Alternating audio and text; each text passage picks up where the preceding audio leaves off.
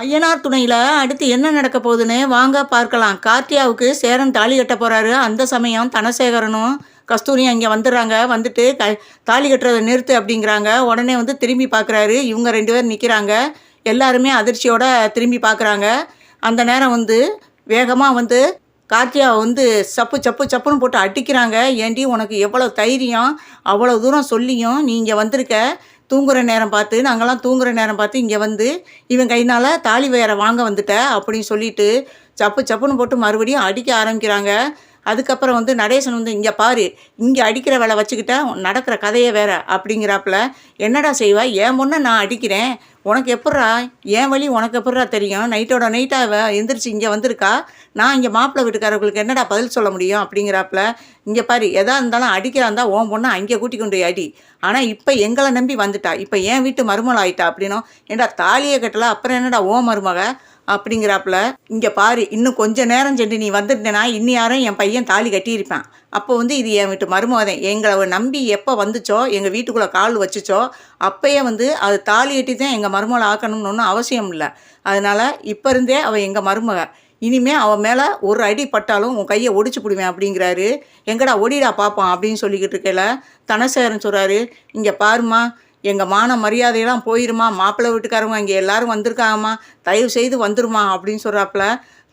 அப்போ வந்து கார்த்தியா சொல்கிறாங்க, அதெல்லாம் என்னால் முடியவே முடியாதுப்பா, நான் சேரன் மாமாவைத்தான் கல்யாணம் பண்ணுவேன் அப்படிங்கிறாப்புல.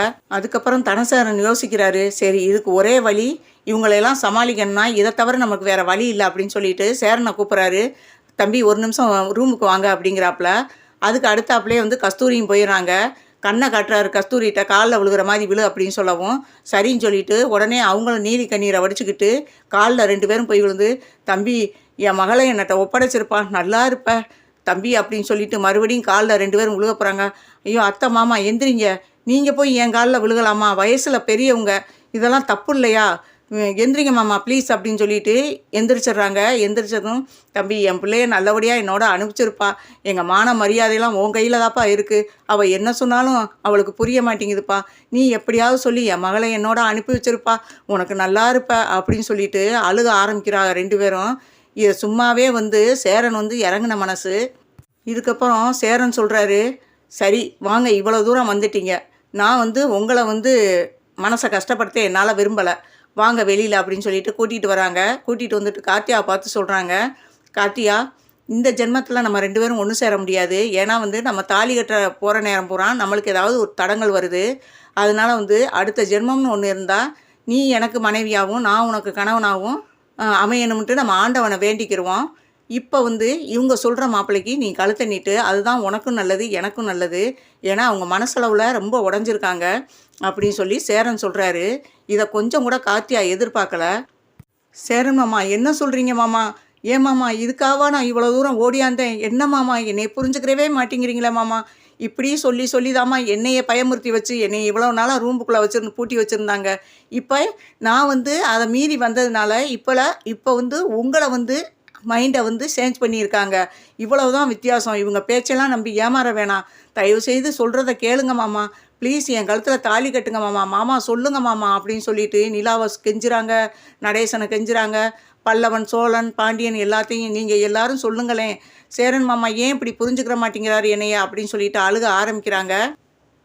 அப்போ நடேசன் பார்த்து சேரனை கேட்குறாரு, ஏண்டா உனக்கு அறிகுறி கெட்டுப்போச்சா, இவங்க பேச்சை கேட்டு நம்ம வீட்டை நம்பி வந்த பொண்ணை இப்படி அனுப்புறிய, உனக்கு ஏதாவது மண்டையில் மூளை இருக்காடா, டேய் என்ன நடந்தாலும் பரவாயில்லடா தாலி கட்டுடா அப்படிங்கிறாரு.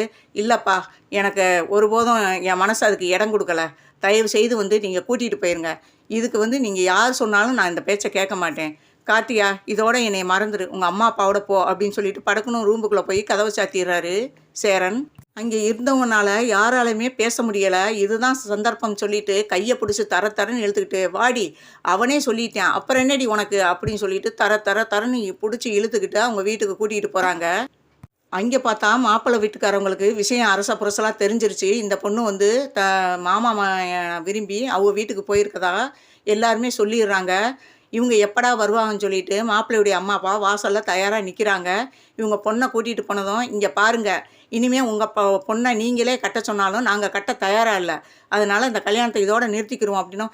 என்ன சம்மந்தி சொல்கிறீங்க, என்ன சம்மந்தி, எதுவும் என்ன ஏதுன்னு சொல்லாமல் நீங்கள் வாட்டுக்கா கல்யாணத்தை நிப்பாட்டணுங்கிறீங்க அப்படின்னு கஸ்தூரி பதறாங்க. அவங்க சொல்கிறாங்க, ஏங்க நடிக்காதீங்க, எல்லா விஷயமும் இப்போ நாங்கள் கேள்விப்பட்டுட்டோம். இப்போ வந்து அந்த பொண்ணு விரும்பின பையனோட சேரன் போன பிள்ளைய நீங்கள் கூட்டிகிட்டு வந்திருக்கீங்க, இதுதானே? இந்த இதெல்லாம் வந்து இனிமே என்கிட்ட சொல்லி நாடகம் ஆடாதீங்க.